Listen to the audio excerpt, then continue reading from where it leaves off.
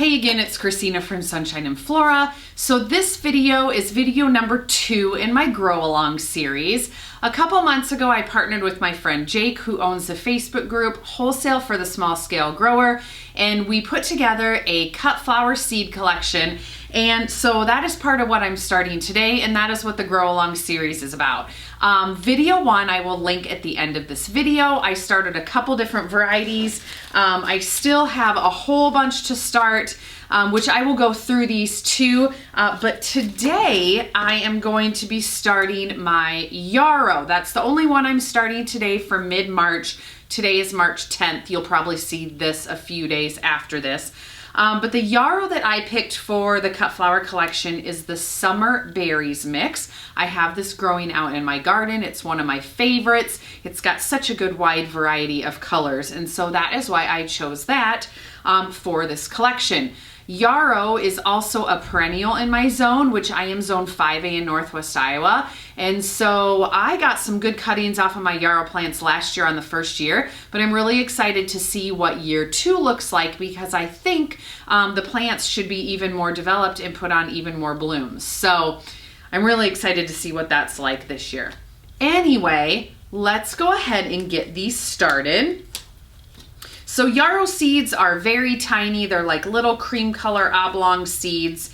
To start them, they do need light to germinate, so you just place them on top of the soil.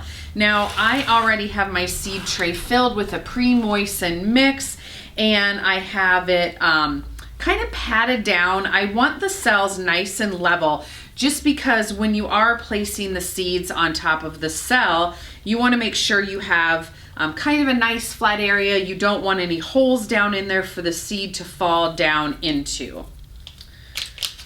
All right, so I'm going to try and pour these all in my hand. Make sure I got them all out of there. Oh, there's still some in the bottom. I think I'm going to have to cut this open. But I will go ahead and get these started. There's supposed to be 50 seeds in this packet. This is a 24 cell tray. This is one of the Grow Ease seed starter trays from Gardener's Supply. And I couldn't find my black bottom tray, so I actually have it just sitting in one of the humidity domes because I don't want the water to run out. So I'm going to put, since this is a 50 seed pack, I'm going to put 2 seeds per cell. And these seeds, this is going to be way too small for you guys to even see. But I'm just going to try to grab a couple and drop them right on top of the soil. And I'm going to go through the whole tray and get these all spread out. And then I will show you what I do next. Okay, all my seeds are in the cell tray. There were definitely more than 50 seeds in there. So what I'm going to do next is I'm going to use my mister, which I have this link down below in my Amazon link, and I'm just going to mist in the cells. That's going to settle the seeds right down in the soil. It's going to hold them in place, and then they should easily start germinating. Okay, these seem really good and watered in. The next thing I need to do is grab a humidity dome to cover this with. Normally this would fit perfect because I would have this cell tray in the regular black. But this one, it's just gonna kind of have to set on top. It'll be just fine. I'll just have to make sure that it's lined up correctly. But then this is now going to go on one of my grow shelves under the lights on a heat mat. You definitely need to have the lights on because it does need light to germinate, so you need to have that strong light on it right away. And I like to put everything on a heat mat just to give them a little jump start and let them germinate faster. So before I go set this on the grow shelf though, I just want to go through with you guys what seeds I have left to start in this cut flower collection. And it looks like there are 7 left to start. And I think I'll have 2 more groupings of seeds starting for this. So the first one, there will be the Status Seeker Blue, the Purple Gomphrena, the Pompous Plume Celosia Mix, and the Cherokee Sunset Rudbeckia. That will probably be the next group that I start, and those are going to be right around April 1st. Now also in April, I have 3 more I'm going to start, and these typically are ones that I could direct sow in my area, but I'm gonna go ahead and use these seeds and start them inside this year just to see if I can get a little jump start on the season. Now, one of them is Pro-Cut Orange Sunflowers. I can direct seed sunflowers usually around Memorial Day and have no problem getting them to come up.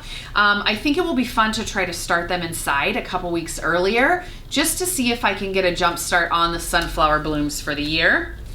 Cosmos is another one that I can easily direct sow. This is the Double Click Snow Puff Cosmo mix. I can throw these in the ground and they will come up in no time and they will grow to huge, glorious plants. But with these seeds, again, I'm gonna start them inside to see if I can get a little bit of a jump start. And then zinnia seeds. This is the Bennery's Giant Mix. I can either transplant or direct sow zinnias really easily out into the ground. Last year I actually did a combination of both. I did, I think 2.5 rows of started zinnias that I transplanted out. And then when I planted those out, the rest of my 1.5 rows I direct sowed.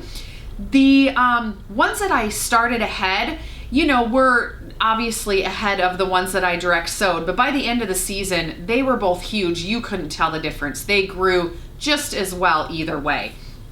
But for the sake of this Growalong, I am gonna go ahead and I'm gonna start these inside. So the zinnias, sunflowers, and cosmos will probably be, a week or two into April when I get these started. And then the rest of these, the Rudbeckia, the Celosia, Gomphrena, and Status, these are gonna be started right at April 1st to get these going.